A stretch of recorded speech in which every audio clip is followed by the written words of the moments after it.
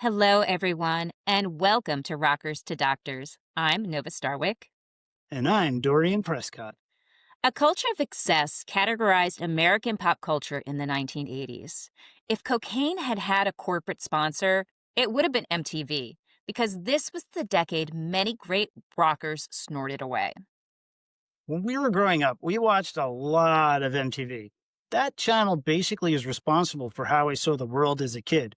Life, as I'd interpreted from watching Mötley Crüe, Skid Row, and Guns N' Roses, was all about the party. For all these OG rockers back in the day, it most certainly was about the party. Fast forward to 2025, and most of these old heroes of self abuse are over the age of 55, an age when it's no longer about the party. It's about enjoying the last stretch of life with a clear mind, a clear heart, and a clear spirit. These days, the wildest thing Nikki Sixx does is a mindfulness podcast and maybe a protein shake. Sobriety's the new rebellion. Like trading your Jack Daniels for a green drink and realizing it still burns going down. Today's special episode is about the journey from debauchery to sobriety. We'll cover some of the most outrageous, drunken, drugged up rock star sprees. We'll take you along into rehab and explore what life is like on the other side, the sober side, for many of the 80s and 90s icons of substance abuse. It's basically the VH1 behind the music formula: fame, chaos, rehab, redemption. Except this time, we're skipping straight to redemption. Because in 2025, being clear headed is more shocking than biting the head off a bat. Let's test this hypothesis in 3, 2, 1. Starting in the early 1980s, there was an unforgettable natural disaster. That natural disaster was called Mötley Crüe. Originating from LA's Sunset Strip, the band single-handedly set the standards for rock star gluttony and debauchery. Were we to provide the complete chronological summary of Mötley Crüe's antics, it'd require 10 episodes, which we might do at some point. But in case you missed the 80s because you too were partying too hard, here are some of the more celebrated moments of Mötley Crüe insanity. In 1987, after a heroin binge with Guns N' Roses' Steven Adler, Nikki Sixx's heart stopped in his bathroom. Paramedics revived him with 2 adrenaline shots straight into the chest. When he woke up in the hospital, he ripped out the IVs, went home, and shot up again. Nikki later said he felt annoyed at missing the party. According to Nikki, I died for 2 minutes. They hit me with adrenaline, and I thought, this is a great idea for a song. Kickstart My Heart from the mostly sober classic Crüe album, Dr. Feelgood.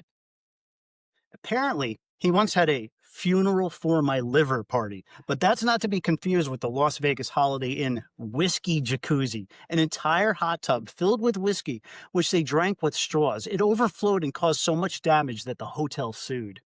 So once Dorian told me this fact, the wheels started spinning in my head, so I had to figure this out. So I'm looking at the size of a small jacuzzi to fill that is 650 liters. So if the crew wanted to fill that with 1.75 liter bottles of Jack Daniels, that would take 371 bottles of Jack Daniels to fill a small jacuzzi. Now, if we look back at the mid 80s pricing, Jack Daniels for a 1.75 liter could be anywhere from $20 to $30. So we're just going to lowball it and go with the $20. So the crew, to fill up their small jacuzzi, would have paid $7,420 just to fill the small jacuzzi with Jack Daniels. Wow. That's one night of partying, one night. One night. And that's not to be confused with the Great Sheridan Flood, when they plugged up all the sinks and the bathtub with towels and they just let the water run. The flood was actually significant enough to draw the fire department in, and all the guests had to evacuate the building. Backstage, at the Whiskey A Go Go one night, Tommy, Nikki, and Vince rigged a rope swing so that they can dive into the pool. What could go wrong with that? Nikki's arm shattered on impact, Tommy's jump cracked the pool deck, The management billed them $12,000. They didn't pay at all, and Nikki Sixx later reflected, I learned two things from that night. Don't jump into pools and never trust Vince with physics. The list of atrocities goes on, from Tommy Lee throwing a TV out of the van window, only for the TV to hit a police car, to actually injecting alcohol directly into their veins. An unfortunately not so funny incident involving Vince Neil occurred. Neil and Hanoi Rocks drummer Razzle were on a beer run during a house party one night. Neil, driving drunk in his De Tomaso Pantera, lost control and hit another car. Razzle was killed instantly. Two passengers in the other vehicle were critically injured. Neil served 19 days in jail and paid $2.5 million in restitution. Competing with Mötley Crüe for the most drugged-out band of the 80s were the elder statesmen of substance abuse, Aerosmith. Aerosmith's tours weren't so much concerts as drug delivery systems. By 1985, the band had already had a decade-long reputation for living the rock and roll lifestyle. The title of their 1985 album, Done with Mirrors, implied that they were, finished with drugs. According to band retrospection, Steven Tyler and Joe Perry were dubbed the Toxic Twins. Tyler spent $1 million on cocaine over 5 years. On tour, he would keep drugs in a special road case nicknamed the Medicine Chest. His assistants had to pre-cut his lines for him before each show. Band members were known to collapse at live performances frequently and be carried off the stage. By 1984, they were so unreliable that their own management replaced them during a few recording sessions with studio stand-ins. So, were they done with mirrors, as the name of the album implied? No way. Nope. We'll come back to Aerosmith when we get to the sobriety portion of the show. Guns N' Roses were the materialization of all the world's chaos. And boy, did we know it. Back then, Axl's atrocities saturated MTV News and all the media rags like Hit Parader. While Nova admits to having been scared of Axl, I found his acts of destruction, and chaos inspiring. The list of fights, overdoses, trashed hotel rooms, and rehabs is a mile long. But I think a few examples will be apt enough to remind you that they were constantly competing with Mötley Crüe to be the biggest and baddest out there. This was a band that was so messed up, everyone in the band had horror stories. Drummer Steven Adler's renowned heroin addiction was so severe, producer Mike Klink had to record a drum part one hit at a time. During Use Your Illusions, it took him 30 takes to complete a single track, Civil War. Afterwards, Axl canned him. Axl was the loudest and most incendiary member of the band, but he wasn't the biggest train wreck. Who was the biggest train wreck in the band? That's really debatable, so we're going to focus on Slash. I remember the first time I ever saw Slash being interviewed. He mumbled something incoherent and just stared. He was like, I thought to myself, how can someone even function like that, let alone play guitar? By his own admission, Slash began drinking heavily and using heroin and cocaine in his teens. During the Appetite for Destruction era, his substance use skyrocketed. He drank a bottle of Jack Daniels a day. That's $20 maybe if he was drinking the 1.75 liter, in addition to, heroin. He once said, I'd wake up, do a bump, pour a drink, and start playing guitar. That was my breakfast. Slash's lifestyle nearly killed him more than once. In 2001, he was diagnosed with cardiomyopathy, a type of heart failure caused by years of heavy drinking and drug use. Doctors told him he had just 6 weeks left to live. He was fitted with a defibrillator and underwent intensive treatment. He later said, you'd think a death sentence would make you stop, but addiction doesn't care about logic. Did you know Slash lived with a literal snake pit in his home? He had 80 reptiles in his house, and he'd fall asleep drunk in the middle of them. When his pet boa constrictor escaped into the heating ducts, his landlord evicted him. Once he hallucinated that lizard people were chasing him through a hotel, and he burst into the lobby completely naked, clutching his guitar. Security found him hiding behind a potted plant. One of my all-time favorite Ozzy Osbourne quotes is, "One minute we were a rock band doing coke, the next we were a coke band doing rock." Before we talk about Ozzy mayhem, I'm curious about something. Axl Rose scared you, but Ozzy didn't? And if Ozzy did actually scare you, what broke the ice? So, honestly, Ozzy was terrifying in a totally different, chaotic sort of way. Axl's chaos was just outward and explosive, which was very scary. He was unpredictable and there was a violent edge to what he did. Hmm. But Ozzy's chaos, well, it was insane. It was unpredictable, but because of that, it was it was kind of fascinating. You didn't know what he was going to do. That's true. Yeah, and I was all caught up in the imagery of it, and the satanic stuff, and that was really fascinating to me and scary. The allure of that. Um, Yes. yeah, so that whole period of time, there was a lot of talk about Ozzy on the news. And if there's three things that the average American knows about Ozzy, and I'm not talking about the metalheads, just everybody else, it's that he ate doves, he ate a bat, and he did tons of chemicals. So, in case you took a barbiturate snap through the 1980s, here's what actually happened with all the avians and amphetamines. So, from the very beginning, Ozzy's relationship with drugs and alcohol was extreme. He began drinking and using amphetamines in his teens. And with Black Sabbath's formation in 1969, all four band members partied, but Ozzy's indulgence quickly became legendary. Ozzy states, if there was cocaine, I did it. If there were booze, I drank it.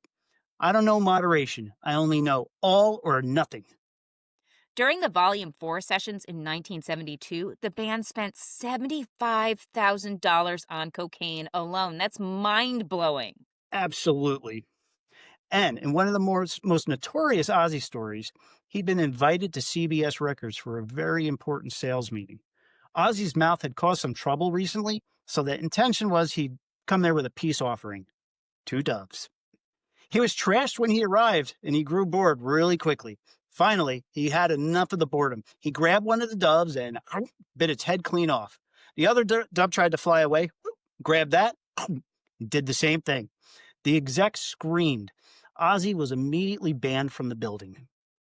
Well, that was one version of the story, and there are others. But let it be known, in 2020, Ozzy became a spokesperson for PETA. Hmm. But then there's the bat. At a show in Des Moines, a fan threw a live bat on stage. Ozzy, thinking it was rubber, I don't know why he thought it was rubber, bit its head off. When it Well, twitched, really, who would throw a live bat on stage? well, Come it's in an on. Ozzy show, so True, but still. so he bit it, and I guess maybe he didn't taste rubber. He only noticed when it twitched, he realized he made a mistake. He had to get the full series. He had to get the full series of rabies shots. Hey, didn't you have to get rabies shots too? Yes, in 1997, and it was horrific.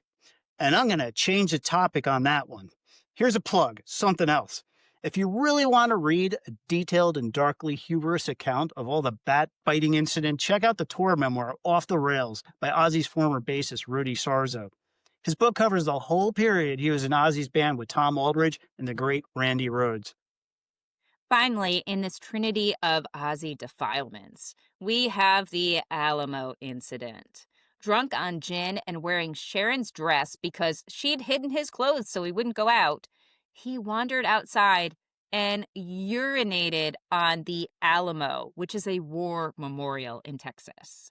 He was arrested, banned from San Antonio for 10 years, and forever cemented his legacy as the man who could turn an American landmark into a urinal. As Sharon describes the incident, he was wearing one of my dresses. I told him not to leave the hotel. Next thing I know, he's on the news, banned from Texas forever. Now, we could go on, and let me tell you, I would love to, but perhaps a lightning round of rock star atrocities will get the point across more clearly.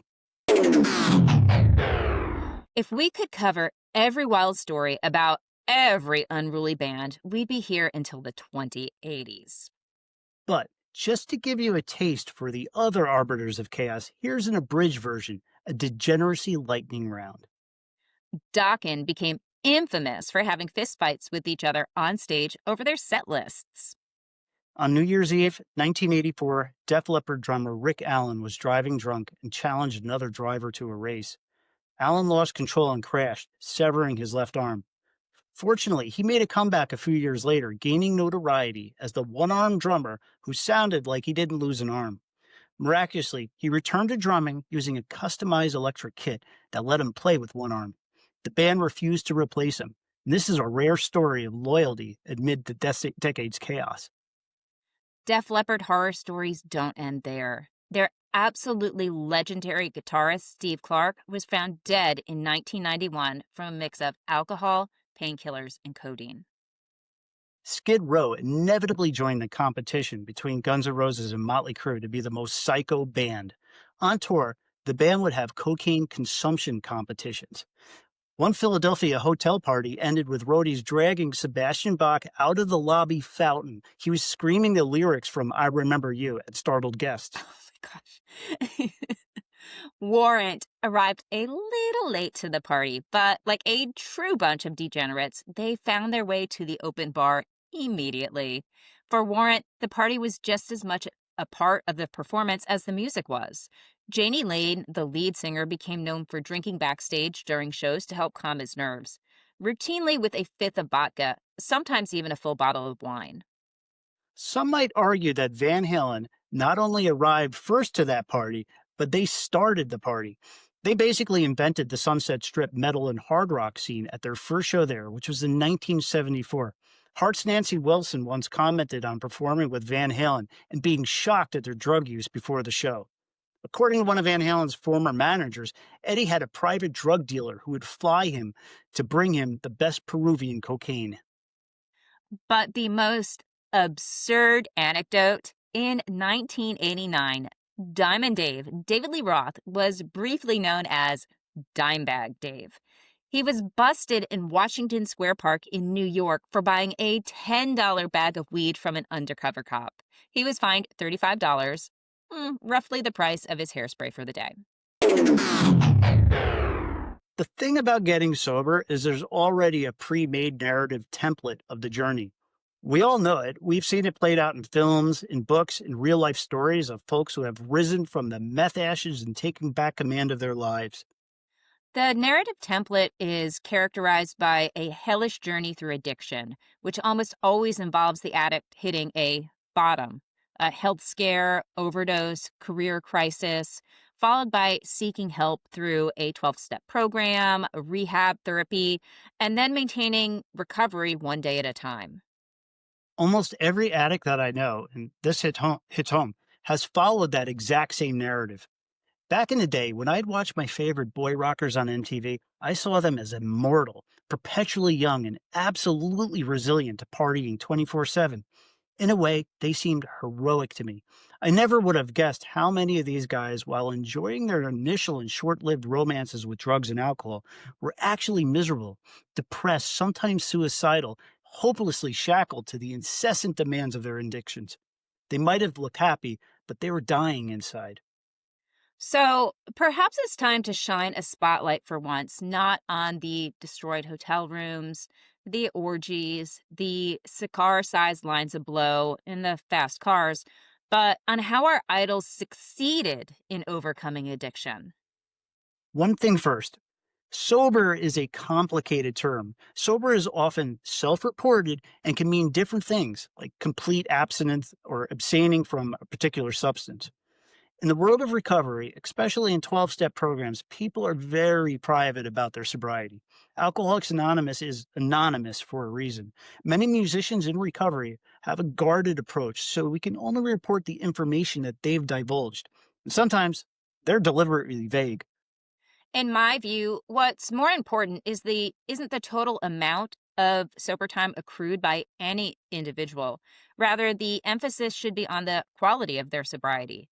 Many of these artists have leveraged their sobriety to engage in advocacy, establish foundations, mentor others, or express their experience through music. The recovery often ties back into their art.